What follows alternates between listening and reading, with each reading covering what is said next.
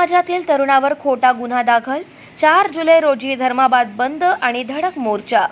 आमदार राजेश पवार यांच्या धर्माबाद येथील नुकत्याच दौऱ्यादरम्यान महाराष्ट्र नवनिर्माण सेनेने शहरामध्ये काही बॅनर लावले होते। हे बॅनर लिंगायत समाजातील होतकरू तरुण हनुमंत कते यांनी लावले असा खोटा आरोप करत त्यांच्यावर गुन्हा दाखल करण्यास प्रवृत्त करणाऱ्याच्या विरोधात त्याच्या निषेधार्थ दिनांक 4 जुलै रोजी धर्माबाद तालुक्यातील वीरशैव लिंगायत समाजाच्या वतीने तीव्र आंदोलन करत धर्माबाद शहर बंद ठेवून प्रशासनावर धडक मोर्चाचे आयोजन करण्यात आले आहे। धर्माबाद शहरातील वीरशैव लिंगायत समाजातील 100 तरुणांनी धर्माबाद पोलीस स्टेशनला आणि तहसीलदार उपविभागीय अधिकारी यांना लेखी निवेदन देऊन हनुमंत कत्तेवर झालेला खोटा गुन्हा मागे घेण्यात यावा अशी मागणी केली आहे।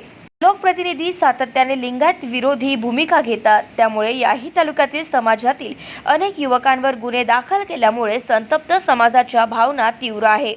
धर्माबाद, नायगाव, उमरी येथील तालुक्यातील लिंगायत समाजाची विधानसभेची मते पाहता ती निर्णायक आहेत।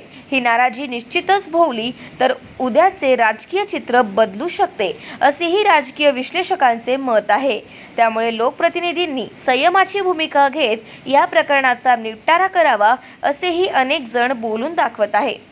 परंतु आपल्या हट्टी स्वभावाने कुणाचेही जुमानत नसल्याचेही वीरशैव लिंगायत समाजातील बांधवांनी सांगितले।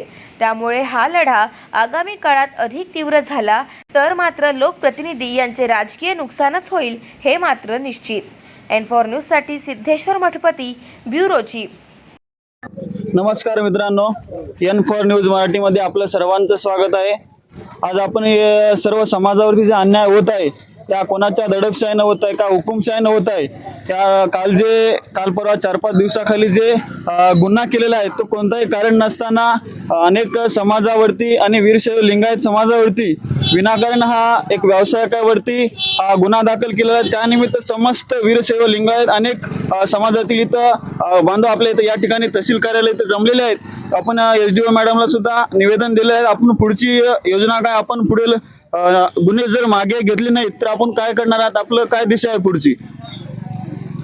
धर्माबाद पोलीस स्टेशनमध्ये बॅनरच्या वादावरून दाखल झालेले गुन्हे हे राजकारणानं प्रेरित आहेत।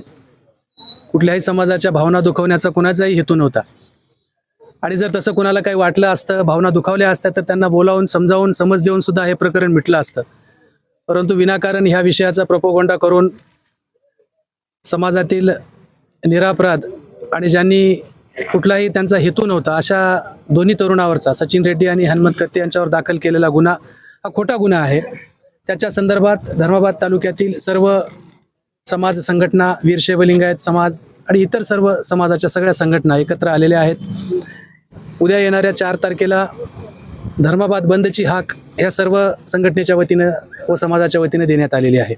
4 तारखेला धर्माबाद बंद करून विराट असा एक मोर्चा धर्माबाद शहरामध्ये आयोजित केलेला आहे। प्रशासनाला एवढी विनंती आहे की विनाकारण दाखल केलेले खोटे गुन्हे या 4 तारखेपर्यंत तात्काळ मागे घ्यावेत।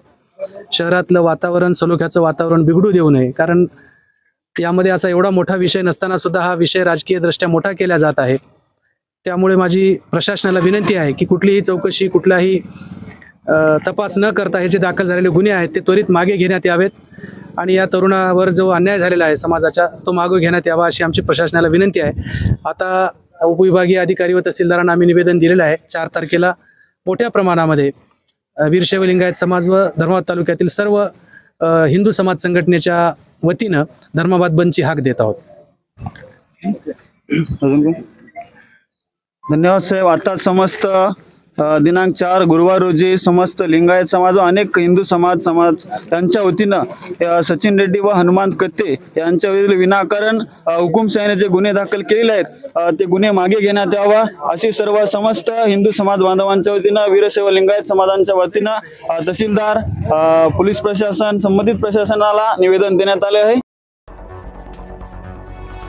मुंबई, पुणे, खानदेश, मराठवाडा असो का विदर्भ, राजकीय, सामाजिक, शैक्षणिक क्षेत्र असो का क्रीडा, सर्वच घडामोडींचं विश्लेषण पाहायला विसरू नका N4 न्यूजवर। मी अभिनेत्री, निर्माती, दिग्दर्शिका किशोरी शहाणविज N4 न्यूजच्या सगळ्या दर्शकांना माझ्यातर्फे खूप खूप शुभेच्छा आहेत। हे नवीन वर्ष, हे संक्रांत, या सगळ्यांच्या माझ्यातर्फे तुम्हाला सगळ्यांना शुभेच्छा आहेत. नमस्कार, एन फॉर न्यूज़ देखने वाले सभी दर्शकों को मेरा यानी कि अनुषा शर्मा का नमस्कार. नमस्कार, मैं Bollywood actor Ramesh Goyal N for news Marathi channel के लिए मेरी तरफ से हार्दिक शुभकामनाएं.